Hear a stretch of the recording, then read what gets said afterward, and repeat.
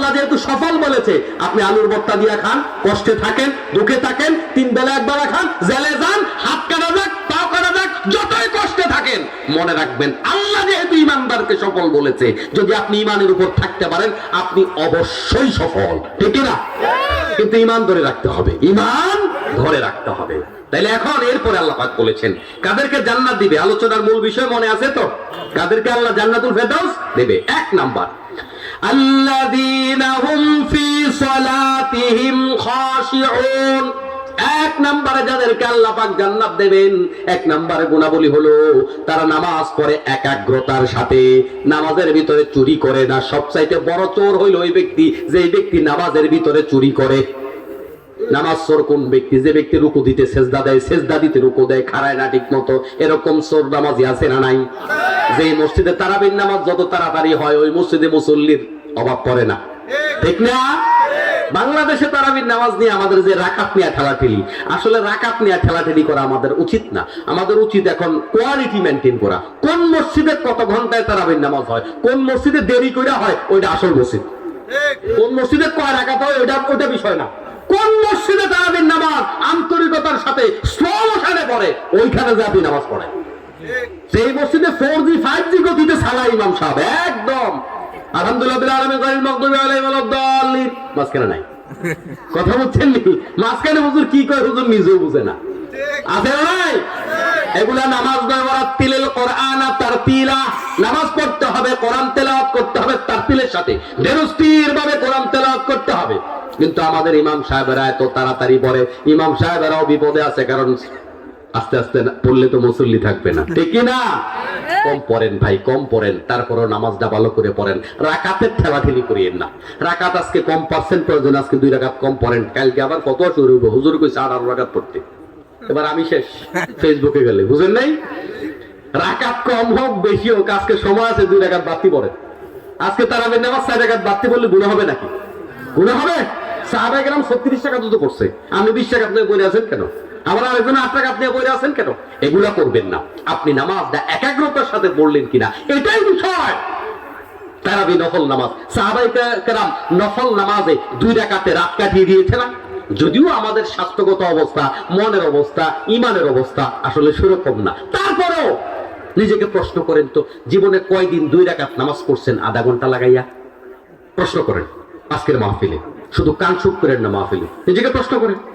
এখন প্রশ্ন করেন নিজেকে যে জীবনে কয়দিন 2 রাকাত নামাজ পড়ছি আধা ঘন্টা লাগাইয়া? সেজদাটা দিছি অন্তত 5 মিনিট করে, এক একটা সেজদা দিছি, 5 মিনিট আল্লাহর কাছে চোখের পানি ছাড়ছি, 5 মিনিট আল্লাহর কাছে সমস্যাগুলা বলছি। এরকম নামাজ কয়দিন পড়ছেন? নিজেরে প্রশ্ন করেন তো দেখি। সময় দিলাম, প্রশ্ন করেন। খালি রাকাত নিয়ে ঠেলাঠেলি করে কেন? আবার নামাজও পড়ে না, কয় হুজুর ইমান ঠিক আছে। নামাজ না পড়ে যদি ইমান ঠিক থাকে তাহলে সাহাবায়ে কেরাম কষ্ট করে নামাজ পড়তো না। সাহাবায়ে কেরাম বেনামাজীদেরকে মুসলমান মনে করতো না। আপনি কেমনে দাবি করেন মিয়া নামাজ নাই কয় আমি ইমান ঠিক আছে? নামাজ না পড়লে আবার ইমান ঠিক থাকে কেমনে? প্রিয় মুসলমান ভাইরা, আমরা মাহফিলে যাই, প্রত্যেকটা দিন আমরা নতুন নতুন জায়গায় যাই।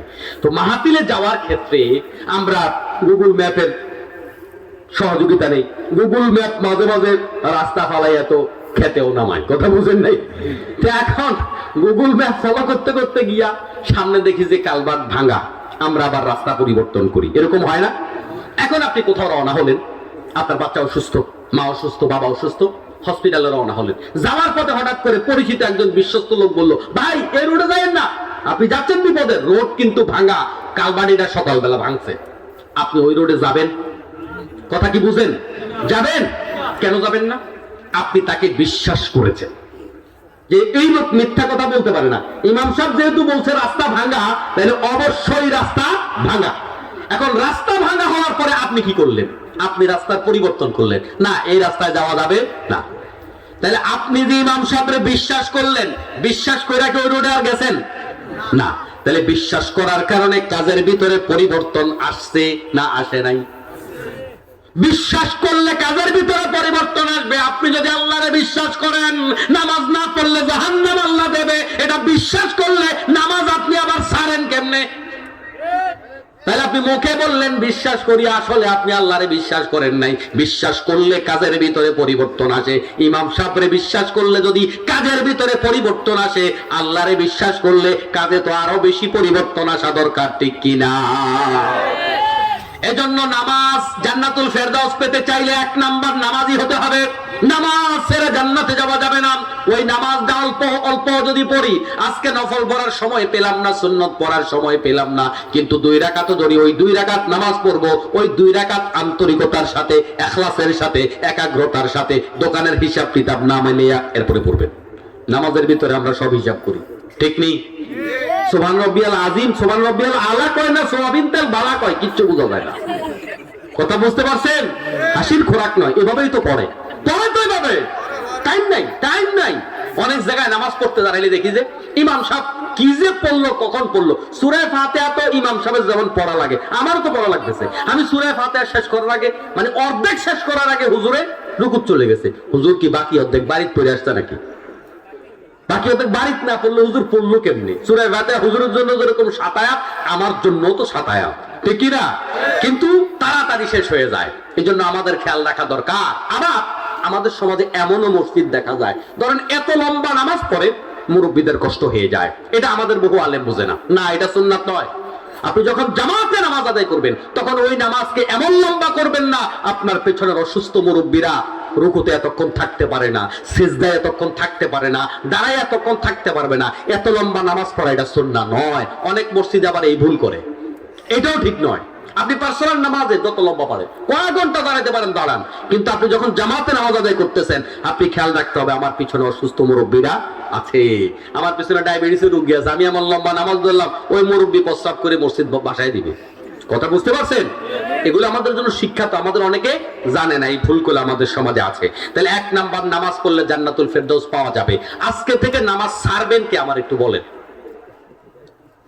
ছাড়িলে ভাটি খুঁজি আমি। সবাই করবেন? একটা বিপদে পড়ছেন মাহফিলে এসে। ওয়াদা করলে ওয়াদা রক্ষা করতে হয়, কিন্তু আমার ওয়াদার কারণে আপনার ভিতরে অন্তত একটু হলেও দাগ কাটবে যে গতকালকে ওয়াদা দিছিলাম। আমি আপনাকে বিপদে ফেলাতে চাই না। এমনও হতে পারে আপনার মৌত আগামী 5 দিন পরে হবে। 5 দিন আপনি নামাজ পড়ার কারণে আল্লাহ পাক রব্বুল আলামিন অতীতের গুনাহগুলোকে মাফ করে দিয়েছে। কারণ আল্লাহর ওয়াদা হচ্ছে ওয়া ইউবাদদিলুল্লাহু সাইয়্যাতিহিম হাসানাত। কেউ যখন তওবা করে ফিরে আসে, আল্লাহ অতীতের গুনাহগুলোকে সবে রূপান্তরিত করে। সুবহানাল্লাহ। তাইলে আপনি তওবাটাকে, আজকের এই ওয়াদা মানে তো তওবা, এই তওবাটাকে আপনারা ছোট চোখে দেখবেন না।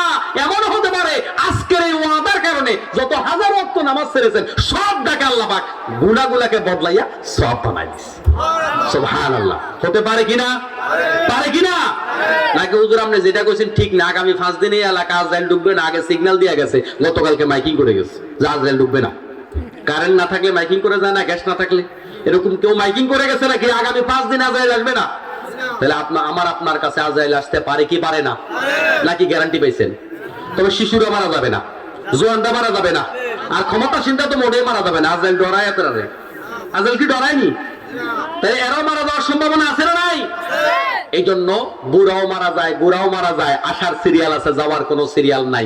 আজকের মাহফিলের 1 নাম্বার শিক্ষা, নামাজ ছেড়ে দেব না। আর আস্তে কম দেব না। আমাদের পরিবারগুলোকে নামাজি বানাবো। রাজি আছেন? সবাই রাজি আছেন? আচ্ছা, একজন ইমাম সাহেব যদি আমি দায়িত্ব দিয়ে যাই যে আপনি আপনার এই গ্রামের সব লোককে নামাজি বানাবেন, তার পক্ষে পসিবল? কোনোদিন সম্ভব না। কিন্তু আপনি যদি সিদ্ধান্ত নেন আমার ঘরের 5 জন সদস্য আমি নামাজি বানাবো তাদেরকে, আমার ঘরে আমার কোন সন্তান নামাজ ছাড়া ভাত নাই, নামাজ ছাড়া খাবার নাই, এটা সিদ্ধান্ত নিলে বলেন তো আমাদের প্রতিটা পরিবারকে নামাজি বানানো সহজ না কঠিন? একেবারে সহজ। কিন্তু আমি যদি কই চেয়ারম্যান সাহেব আছে না, আজকের মাহফিল আসছে, চেয়ারম্যান সাহেবরে কইলাম যে চেয়ারম্যান সাহেব আপনার ইউনিয়নের সব লোকের নামাজি বানায় দেন, চেয়ারম্যান সাহেব মরে গেলে হবে? কেন হবে না? কিন্তু সহজ তরিকাটা আমরা বুঝি না। এটা সহজ। আজকের মাহফিল থেকে এটাকে শক্ত সিদ্ধান্ত নেন, যে শক্ত সিদ্ধান্ত নিলাম মাহফিল গুলা কানসুক করার জন্য নয়, জীবন পরিবর্তনের জন্য মাহফিল, সমাজ পরিবর্তনের জন্য মাহফিল। এখন দেশীয়, জাতীয়, আন্তর্জাতিক বিষয়গুলো মাহফিলে আলোচনা হয়, দেশ পরিবর্তনের জন্য মাহফিল, ঠিক না? এই জন্য আজকের মাহফিল থেকে সিদ্ধান্ত, আমার পরিবারে বেনামাজি থাকবে না। সিদ্ধান্ত নিতে পারবেন না? যে সাহস করে বলেন না পারবেন? সবাই বলেন ইনশাআল্লাহ। আল্লাহ তোমার কাছে দোয়া করি, যদিও আমার বাড়ি কাছাকাছি, কিন্তু এই মুহূর্তে আমি মুসাফির। মুসাফিরের দোয়া আল্লাহ পাক ফেরত দেয় না। বলেছেন মুহাম্মদুর রাসূলুল্লাহ সাল্লাল্লাহু আলাইহি ওয়াসাল্লাম, আল্লাহ তুমি আমাদের এই ওয়াদা পালন করে আমাদের পরিবারগুলোকে নামাজি পরিবার বানিয়ে দাও। সবাই বলে আমিন। তারপরে 2 নাম্বার আল্লাহ তাআলা বলেন ওয়াল্লাযীনা হুম লিয-যাকাতি ফাঈলুন, ওই সমস্ত মুমিনদেরকে আল্লাহ পাক জান্নাতুল ফেরদাউস দেবে যারা যাকাত আদায়ের ব্যাপারে অত্যন্ত তৎপর, অর্থাৎ যাকাত তারে ঠেললে কেউ আদায় করাইতে হয় না, যাকাত নিজ দায়িত্বে পৌঁছে দেয়। যাকাত কেউ এসে আপনার কাছ থেকে নেবে এটা সুন্নাত নয়, সুন্নাত হলো, দায়িত্ব হলো যাকাত যাকে দেবেন তার ঘরে গিয়া পৌঁছে দিবে। এখন বাংলাদেশে কেউ এটা করেনি, বেটা হেতের আমি টাকা দিব, বেটা আমি দিয়ে আসবো কেন, আমার ঘরে আসুক। কিন্তু আল্লাহ পাক বলেন জান্নাতুল ফেরদাউসে কেউ যদি যাইতে চায়, ওয়াল্লাযীনা হুম লিয-যাকাতি ফাঈলুন, যাকাত দেওয়ার ব্যাপারে সে সক্রিয়, তার মানে সে দিয়ে আসবে, সে নিজে দিয়ে আসবে। যারা যাকাত ঘরে বসে বসে দেবে তাদের জন্য কিন্তু ফেরদাউসের ঘোষণা নাই। যারা যাকাতটা দিয়ে আসবে, যাকাত আদায়ের ব্যাপারে তৎপর হবে, যাকাতটা হিসাব করে দেবে, আল্লাহ রাব্বুল আলামিন তাদেরকে জান্নাতুল ফেরদাউস দিবে। কিন্তু বাংলাদেশের ম্যাক্সিমাম যাকাত দাতা হিসাব ছাড়া যাকাত দেয়। বুঝছে নাকি কেউ? মুরব্বি ছাড়া ফলাফেন যেন না ওঠে, কেমন? মুরব্বি কইলেও তো আরেক বিপদ লাগে, কথা বুঝেন নাই? আচ্ছা, তো এখন না আলহামদুলিল্লাহ কেউ উঠা বসা করতেছে না, সবাই মন দিয়ে কথা শুনছেন আলহামদুলিল্লাহ। আমি তো সবার চোখ দেখি, আমি সবার চোখ দেখতেছি না, আমি সবার চোখ দেখি। তো যাকাত আমাদের বাংলাদেশের মানুষ যাকাত হিসাব করে দেয়নি বলেন তো? দেয় না। 1 মিনিটে কতগুলো যাকাত দিয়ে দেয়, হুজুর যাকাত দিছি। মনে রাখবেন যাকাতের ব্যাপারে আজকের মাহফিল থেকে মাসআলাটা একটু ক্লিয়ার শুনে যান, বুঝে যান। যাকাত কোনো দান নয়, যাকাত কোনো অনুদান নয়, যাকাত হচ্ছে হক। হক আর অনুদান দুইটা এক জিনিস নয়। অনুদান কোনটা? রাস্তায় ভিক্ষুক টাকা চাইছে, তারা টাকা দিলাম, এটা আমি দান করলাম। মসজিদ কমিটি টাকা চাইছে, আমি টাকা দিলাম 2 লাখ 5 লাখ 10 লাখ, এটা অনুদান। কিন্তু যাকাত কোনো অনুদান নয়। যাকাত হচ্ছে আপনার কাছে, আপনার পকেটে আল্লাহ পাক গরিবের টাকাটা রাখছে, ওর টাকাটা ওরে ফিরিয়ে দিবেন। ওর টাকা ওরে ফিরিয়ে দিলে এটার কি দান বলে নাকি? তাহলে যাকাত কিন্তু ওর টাকা ওরে ফিরিয়ে দেবেন, ওর টাকা ওরে ফিরিয়ে দিবেন। বলে আমার পকেটের টাকা আছে, আল্লাহ পাক আপনার পকেটে ওর টাকাটা দিছে। সুবহানাল্লাহ বলেন। তাহলে আজ থেকে ক্লিয়ার বুঝানোর 1 নাম্বার, যাকাত কোনো দান নয়, যাকাত দান নয়, যাকাত গরিবের হক আপনার উপরে, যাকাত গরিব আপনার কাছে পাও না। এবার আসেন যাকাত কি দিয়ে দেব? যাকাত টাকা দিয়ে দেবেন। যাকাত দেবেন এমন জিনিস দিয়ে, যেই জিনিস দিয়ে দিলে দারিদ্র বিমোচন হয়। কারণ যাকাতের পেছনে আল্লাহ পাকের উদ্দেশ্য হচ্ছে সমাজ থেকে দারিদ্র বিমোচন করা। আপনি যে লুঙ্গি দিলেন, দোকানে গিয়া লেখা, দোকানে দেখবেন লেখা থাকে এখানে যাকাতের শাড়ি পাওয়া যায়, যাকাতের লুঙ্গি পাওয়া যায়, এটাকে আসমানতে নাজিল হয়নি? যাকাত আসমানতে আইয়ে যাকাতের লুঙ্গি আর শাড়ি এরকম কিছু? তার মানে যাকাতের শাড়ি আর লুঙ্গি বলতে বোঝায় যে এটা পরা যায় না, চাইলে এটা দিয়ে ছোট মাছও ধরা যায়, চাইলে পরাও যায়। বুঝেন নাই? বুঝুন মানে মশারি আর কি। ওই যে আমির হামজা কইছে না শাড়ি না মশারি, ওটা ওরকম আর কি। মানে চাইলে মাছও ধরতে পারবেন, চাইলে পড়তেও পারবেন, এইরকম যেটা ওইটারে কয় যাকাতের শাড়ি, যাকাতের লুঙ্গি। এই যাকাতের শাড়ি আর লুঙ্গি দিয়ে যাকাত দেয়া এটা গরিবের সাথে তামাশা। আল্লাহ পাক আপনাকে পাকড়াও করবে। 1 নাম্বার গরিবের ঘরে গিয়ে টাকা দিয়ে আসবেন। যাকাত এভাবে শাড়ি লুঙ্গি দিয়ে নয়। শাড়ি লুঙ্গি দিয়া বাংলাদেশে যাকাত চলে কেন জানেন? এটা একটা রাজনৈতিক ব্যবসা। মানে আমি 2 লাখ লোককে যাকাত দিব, 100 করে কয় টাকা লাগবে? এক এক কোম্পানির যাকাত আসে কোটি কোটি টাকা। এটার অর্থ হচ্ছে ওদেরকে আমি আমার ভোটের ভিতরে নিয়ে আসলাম, এরা আমার ভোটার। কথা বুঝতে পেরেছেন? ভোটের আশায় কোন স্বার্থে যাকাত দিলে ওই যাকাত আদায় হবে না, হবে না, হবে না। তাহলে যাকাত আদায় করার জন্য নাম্বার 1 শর্ত, আপনি সম্পদ হিসাব করবেন। সম্পদ হিসাব করবেন।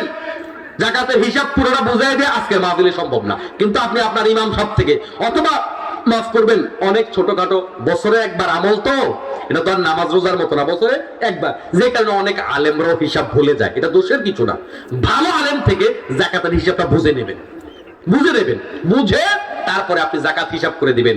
আপনার যদি এমন হয় যে যাকাত তো আমার 10,000 টাকা আসছে, কিন্তু এই মুহূর্তে 10,000 টাকা নাই, হিসাব করছেন যাকাত আসছে, তো কি করবেন আপনি? আপনি চাইলে টাকাটাকে ভেঙে ভেঙেও দিতে পারবেন, কিন্তু হিসাব ছাড়া যাকাত বেশি দিচ্ছেন, যাকাত আপনারা হবে না।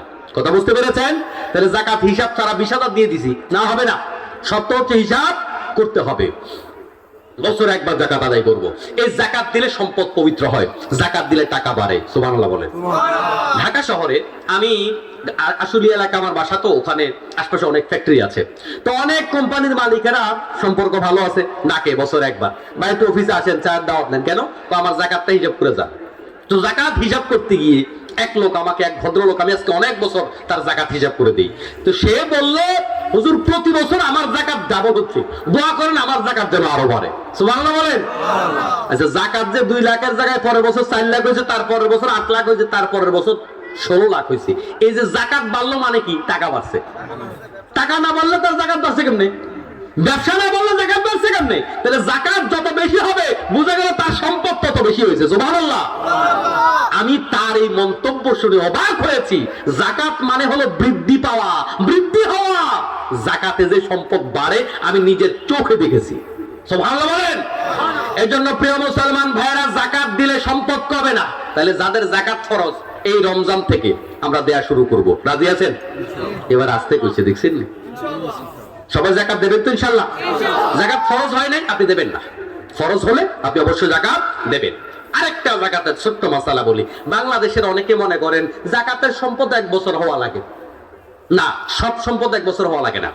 প্রথমবার জাকাত ফরজ হওয়ার জন্য 1 বছর হওয়া লাগবে, কিন্তু পরবর্তী সময় পরের বছর যখন আপনি জাকাত হিসাব করতে যাবেন, 2 মাস আগেও যেই টাকা কামাই করেছেন ওটার বয়স হয়েছে 2 মাস, জাকাত তো আপনার আগেই ফরজ। ওই 2 মাস আগে না, 2 দিন আগেও যেই টাকা পকেটে আসছে, ওই সময় যখন হিসাব করবেন তখন ক্যাশ যত আছে ওই টাকার উপরে জাকাত আপনি হিসাব করবেন। তাহলে প্রথম বছর জাকাত হিসাব করার জন্য আপনি এখন কেবল টাকাওয়ালা হয়েছেন, 1 বছর হিসাব করবেন, কিন্তু পরবর্তী সময় আপনি যখন জাকাত হিসাব করবেন তখন আপনার কাছে ক্যাশ যেটা আছে সবটার উপরে জাকাত আসবে। ওটা 1 বছর পূর্ণ হওয়া জরুরি নয়। এটা অনেকে জানে না, এই মাসালাগুলো আমরা ভুল করি। তাহলে জান্নাতুল ফেরদাউসে যাওয়ার শখ আসেনি?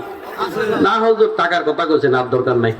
কারণ দেখবেন হুজুর এতক্ষণ ওয়াজ করছে খুব ভালো, যখন হুজুর কালেকশন শুরু করে এবার আস্তে করে ওটা শুরু করে, কয় না রে হুজুর এবার কালেকশন ধরছে। এখন জাকাত দিলে যেহেতু জান্নাতে যাওয়া যায়, ওই জাকাত দিয়েই তো যাইতে হবে, নাকি? নাকি মন খারাপ করছেন?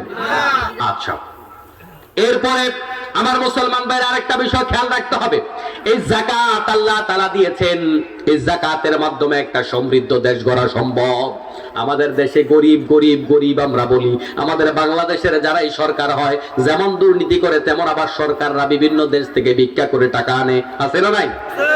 বাংলাদেশে যদি 5টা বছর জাকাতের সম্পদগুলো আদায় করা হয়, 5 বছর জাকাত আদায় করে হিসাব করে করে গরিবের হাতে তুলে দিলে এই বাংলাদেশে একটা গরিব আর থাকবে না। কার কাছে আপনি ভিক্ষার জন্য যান, ভিক্ষার জন্য যাওয়া লাগবে না। এ দেশের টাকা এ দেশের মানুষকে ধনী বানানো সম্ভব। জাকাত না থাকার কারণে দেশে গরিবরা দিন দিন গরিব হয় আর ধনীরা দিন দিন ধনী হয়ে যায়। এক একজনের বাড়ি আছে 500, 600, 700। এটা কি মানুষ নাকি প্লাস্টিক না দানব? 500 বাড়ি একটা এমপির, কি কয়? আচ্ছা, 500 বাড়ি হইলে হাতে কোনটা কোন দিন থাকবে আমার কোন? হ্যাঁ, তার বাড়িগুলোতে একদিন বেড়ে আসার জন্য 2 বছর সময় দরকার। কি একটা অবস্থা! মানুষ এত লোভে পেয়েছে, ডাকাতি করতে করতে করতে করতে খাইতে খাইতে দেশটাকে শূন্য বানিয়ে ফেলছে। সাবেক স্বৈরাচার প্রধানমন্ত্রী এক রামপাল বিদ্যুৎ কেন্দ্রে যেই টাকা দুর্নীতি করেছে, একটা কয়টা? একটা তো যে দুর্নীতি করেছে, এই বাংলাদেশের গরিব গুলাকে যদি দেয়া হয় ওই টাকাটা, ওই 62-65 হাজার কোটি টাকা যদি দেওয়া হয়, আপনি বলেন তো 1 বছরের টাকা, 1 চুরির টাকা দিয়েই তো বাংলাদেশের গরিব অর্ধেক ধনী হয়ে যাবে। 1 চুরি। কথা বুঝেন? তাহলে এই দেশ গরিব না, এদেশ আল্লাহ পাক সম্পদ দিয়েছে। মানব সম্পদ আছে, বনজ সম্পদ আছে, মৎস্য সম্পদ আছে, প্রাণী সম্পদ আছে, আমাদের সমুদ্র আছে, বঙ্গোপসাগর আছে, আমাদের আরো কত কি আছে। এই বাংলাদেশে আপনার খাদ্য উৎপাদনের জন্য কষ্ট করতে হয় না। আরব দেশগুলোতে আমি অনেক জায়গায় দেখেছি কি সুন্দর মরুভূমির মাঝখানে এরা গাছ ফলাইছে, কিন্তু ওই গাছগুলা ফলাইতে গিয়া গাছগুলো উৎপাদন করতে কি পরিমাণ টাকা তাদের খরচ হয়। আর আমাদের বাংলাদেশে পাখি একটা খাবারের দানা খাইয়া ওইটা পায়খানা করলে ওই পায়খানার থেকেও কিন্তু দেখবেন যে গাছ হয়ে যায়। সুবহানাল্লাহ। এই নিয়ামত কার? ওই দেশ গরিব হয় কিভাবে? এই দেশ গরিব নয়। আসলে সত্যিকার অর্থে বলতে কি জানেন, এই দেশটা গরিব আপনাদের জন্য নয়। এই দেশটা গরিব হচ্ছে এই স্বাধীনতার পর থেকে এ পর্যন্ত যাদেরকে আমরা আমাদের বড় চেয়ারে বসিয়েছি, প্রত্যেকটা লোক চুরি করেছে, ডাকাতি করেছে, আমাদের ভাগ্যগুলোকে তারা চুরি করেছে। এদেশ গরিব দেশ নয়, এগুলোর জন্য আপনারা দায়ী নয়। আমরা যদি ওমরের মতো মানুষ পাইতাম, আবু বকরের মতো মানুষ পাইতাম, জনবান্ধব মানুষ পাইতাম, আমাদেরকে ভালোবাসবার মানুষ পাইতাম, তাহলে আমার দেশটাকে সোনার দেশ বানায় দেওয়া সম্ভব। এখন আমরাও শিখে গেছি, জাতির এখন বুঝে এসেছে। 54 বছর এক একজনকে 2 বার 4 বার 5 বার করে আমরা ক্ষমতায় বসাইছি। আমাদেরকে আশা দিয়ে দিয়ে চুরি করেছো, ডাকাতি করেছো, বিদেশ বাড়ি বানাইছো, এগুলো আমাদের জানা আছে। আগামীতে আমরা ওদের হাতে দেশ তুলে দেব যারা বিদেশে বাড়ি বানায় না, যারা সাধারণ মানুষের সাথে মিশে, যারা বন্যার সময় মাথায় যারা আটার বস্তা নিয়েছে। কারা আটার বস্তা নিয়েছে আমরা দেখেছি, আর কারা চাঁদাবাজি করেছে ওইটাও আমরা দেখেছি।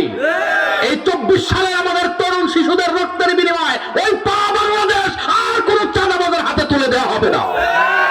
আগের দিন পার হয়ে গেছে। নারা দেখবি দাও।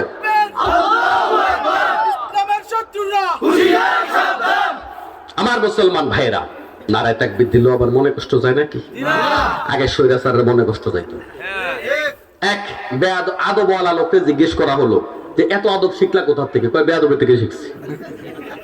কেন? বেয়াদব যা করে আমি তার উল্টাটা করি। বেয়াদবের উল্টাটাই তো আদব, ঠিক কিনা? স্বৈরাচার নারায় তাকবীর আল্লাহু আকবার শুনলে ভয় পায়, বুঝবেন যে এটাই নেকামল। স্বৈরাচার যেটা শুনলে ভয় পায়, বুঝবেন যে এটা নিশ্চয়ই নেকামল, নাইলে স্বৈরাচার ভয় পাওয়ার কথা নয়। নারায় তাকবীর শুনলে কোনো মুমিন ভয় পাইতে পারে? নারায় তাকবীর আল্লাহু আকবার এটা মুমিনের হৃদয়ের সাথে সম্পৃক্ত। নারায় তাকবীর আল্লাহু আকবার শুনলে যদি কারণ মনে কষ্ট যায়, প্রিয় মুসলমান ভাইরা, আপনারা কিন্তু আবার আত্মীয়-স্বজন, এলাকাবাসী, আপনাদেরকে হৃদয় থেকে কথাগুলো বলি, আঘাত দেওয়ার জন্য নয়। আল্লাহর নামের তাকবীর শুনলে মনে কষ্ট পাইলে ঈমান থাকে না। ঈমানই তো থাকে না। আমি আপনার পাগড়ি দিয়ে কি করবেন? কিসের আপনি হাজী সাহেব? কিসের নামাজি? কিসের ইমাম সাহেব? আল্লাহর নামের তাকবীর এটা মুসলমানের অস্ত্র। আজকের পৃথিবীতে মুসলমান মাইর খায় কেন বলেন? মুসলমানরা নামাজ আগের মতো পড়ে, রোজা আগের মতো রাখে, হজ যাকাত আগের মতো দেয়, মুসলমান সব মনে রেখেছে, কিন্তু মুসলমান ওই আল্লাহু আকবারের তাকবীর ভুলে গেছে। আল্লাহু আকবারের জামাত ইসলামের স্লোগান বানাই ফেলছে। আপনি বিএনপি করেন, আপনি আওয়ামী লীগ করেন, আপনি জাতীয় পার্টি করেন, আল্লাহু আকবার ভালো লাগে না আপনার? আপনি ঈমান নিয়ে কবরে যেতে পারবেন? আল্লাহু আকবার কোন দলের স্লোগান নয়, এটা মুসলমানের স্লোগান। আপনি দুনিয়া আসার পরে আপনার কানে আল্লাহু আকবার দেয়াকে আল্লাহর নবী বাধ্যতামূলক করেছে। দুনিয়া আসার পরে আপনি আযানে আল্লাহু আকবার বলবেন, বাধ্যতামূলক। ইকামতে আল্লাহু আকবার বলবেন, বাধ্যতামূলক। আল্লাহু আকবার না বললে নামাজ হবে না, আল্লাহু আকবার না বললে জানাজা হবে না, আল্লাহু আকবার না বললে কুরবানি হবে না। সব জায়গায় আল্লাহ পাক আল্লাহু আকবারটাকে ঢুকাই দিয়েছে। আপনি ভাবছেন কখনো হৃদয় দিয়া এই আল্লাহু আকবার কোথা থেকে আসছে আপনি জানেন? ওমর রাদিয়াল্লাহু তাআলা আনহু ইসলাম কবুলের পরে ওমর তো একটু ডাইরেক্ট অ্যাকশন লোক, বুঝেন না? ডাইরেক্ট অ্যাকশন বুঝেন না? ও ডাইরেক্ট অ্যাকশন আমরা বলি না অনেক সময় বেটা হাতের মুখের আগে হাত চলে, তো ওমর তো ওরকম। ওমর কই, ইয়া রাসূলুল্লাহ, আপনার আমি আজকে কয়টা প্রশ্ন করি, আপনি একটু জবাব দেন। আপনি কি সঠিক আল্লাহর নবী না? আল্লাহর নবী কয়, অবশ্যই। আপনি যে আল্লাহর কথা বলছেন সঠিক না? কয়, হ্যাঁ অবশ্যই। আপনি যে কোরআন নিয়ে আসছেন এটা সঠিক না? আল্লাহর নবী কয়, 100% সঠিক। যদি সঠিক হয় তাইলে আমার আর বাধা দিয়ে রাখতে পারবে না। এই চল তোরা কয়জন আমার লাগে চল, নারায়ে তাকবীর আল্লাহু আকবার। এই সর্বপ্রথম ওমর 15-20 জন লোক লিয়ে কাবার চত্বরে একটা মিছিল দিছে। এই 3 কথা যদি ঠিক হয়, আমি এগুলা পারি না, আমার কাছে গোপন টোপন নাই, আমি ওপেন সব। সুবহানাল্লাহ। ওই ওমরের স্লোগান যে আপনার কাছে দলীয় স্লোগান মনে হয়, কেমন? ঈমান কই আপনার? আর যেই জায়গায় আল্লাহু আকবার বলা যায় না, ওই জায়গা মুসলমানের যাওয়া যায় যাচ্ছে না। আপনি ওই জায়গায় যান কেমনে?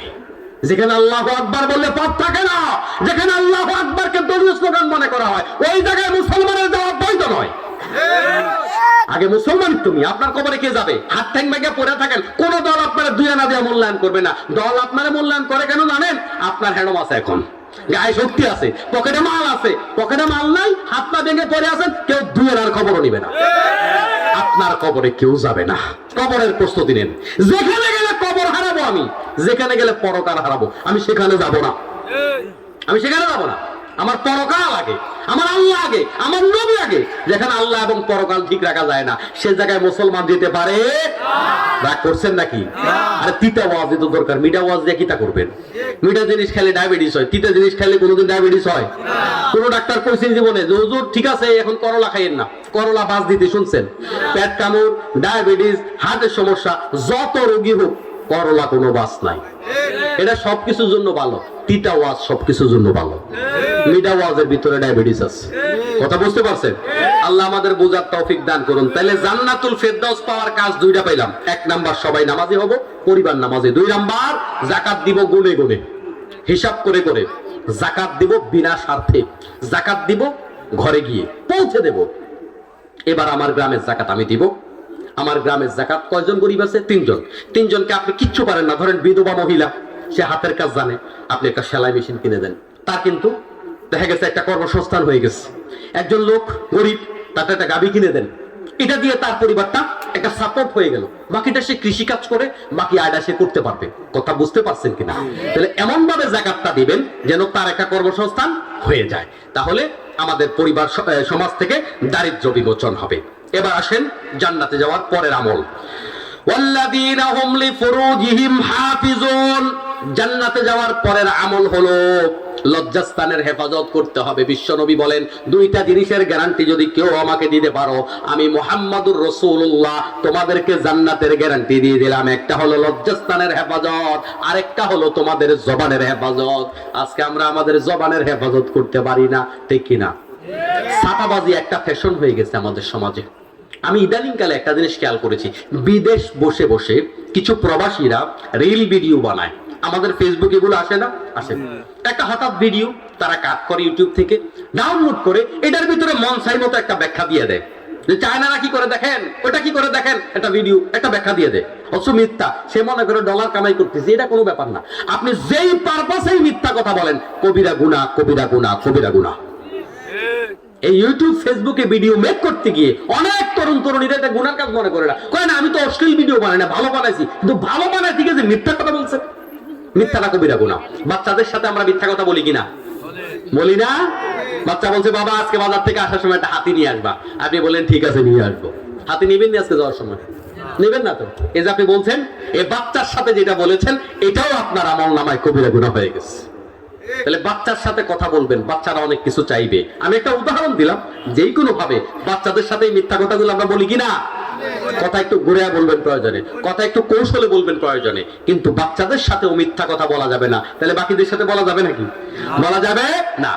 দুনিয়াতে যত মানুষ জাহান্নামে যাবে, 2টা কারণে জাহান্নামে বেশি যাবে। একটা হচ্ছে মানুষের মুখ, আর একটা হচ্ছে লজ্জাস্থান। মুখ দিয়া মানুষ যত অপকর্ম করে, মুখ দিয়া মানুষ যত নেক আমল করে, মানুষ গীবত করে মুখ দিয়া। একটা গীবত তার গোটা জীবনের নামাজগুলা কাফারা দিলেও একটা গীবতের কাফারা হবে না। একটা লোককে আপনি মিথ্যা অপবাদ দিয়েছেন, মিথ্যা সাক্ষী দিয়েছেন আদালতে গিয়ে, ওই লোকটার জন্য যদি কাফারা স্বরূপ হাসরের মাঠে সবগুলা নামাজও দিয়া দেন, ওই লোক যদি বলে যে আমি মানি না, কিছু করার নাই। মাঝে মাঝে আমরা এরকম বিপদে পড়ি। ধরেন কিছু কিনতে গেলাম, অথবা ধরেন রিক্সা উঠলাম, অথবা গাড়িতে উঠলাম, দরাদরি করি নাই, মনে করছি লোক তো ভদ্রলোক, কিচ্ছু কইব না।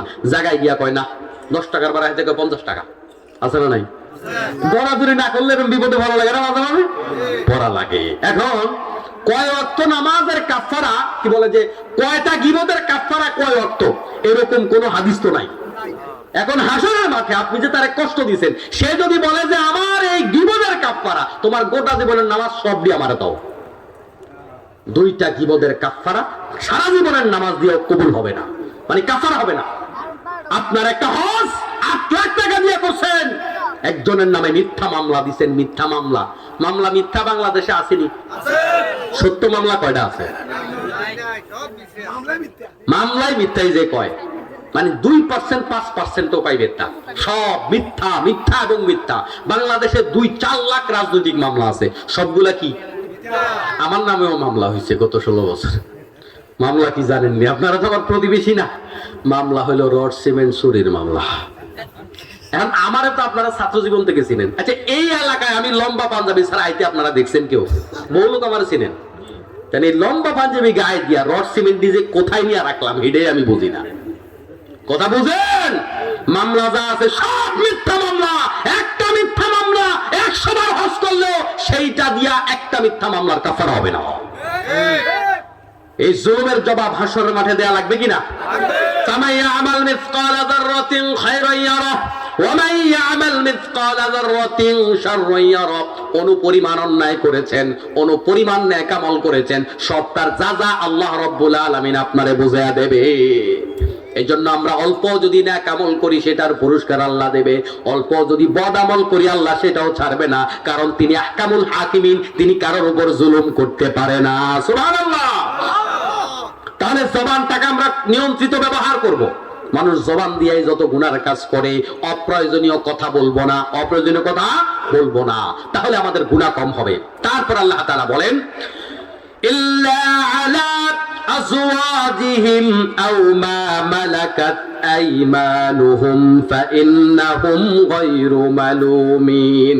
নিজেদের স্ত্রী এবং অধিকারভুক্ত বাদীদের ছাড়া এদের কাছে তা করলে তারা তিরস্কৃত হবে না, অর্থাৎ যৌনাচার করার জন্য তার নির্দিষ্ট যে জায়গা আছে এই জায়গাগুলা ছাড়া অন্য কোথাও যদি করে তাহলে তাকে আল্লাহ পাক আযাব দিবে, গজব দিবে। নির্দিষ্ট জায়গার ভিতরে থাকলে আর কোনো অসুবিধা হবে না। ইল্লা আলা আজওয়াজিহিম আও মা মালাকাত আইমানুহুম ফাইন্নাহুম গায়রু মালুমিন। তারপরে ফামান ইবতাগা ওয়ারাআ যালিকা ফাউলাইকা হুমুল আদুন। তবে যারা এর বাহিরে আরো কিছু চাইবে তারাই হবে সীমা লঙ্ঘনকারী। ওয়াল্লাযীনা হুম লিআমানাতিহিম ওয়া আহদিহিম রাউন। আর যারা জান্নাত প্রত্যাশী তারা তাদের আমানতের হেফাজত করবে, প্রতিশ্রুতি রক্ষা করবে। আমানত রাখলে এখন টাকা পয়সা থাকেনি, বাপের কাছে টাকা রাখলেও থাকে না, ঠিক নেই? আপন ভাইয়ের কাছে টাকা পয়সা রাখলে থাকে না। মুসলমানের লেনদেন এত বরবাদ হয়ে গেছে, মুসলমান আমানতদারিত্ব রক্ষা করে না। প্রতিটা লোক মিছা কথা কয়, প্রতিটা ব্যবসার ভিতরে মিছা কথা আছে না নাই? ওজনে কম দেয়া, খাদ্যে ভেজাল দেয়া, ঠকানো, উপরে শুকনা ভিতরে ভিজা, উপরে ধান নিচে সিডা।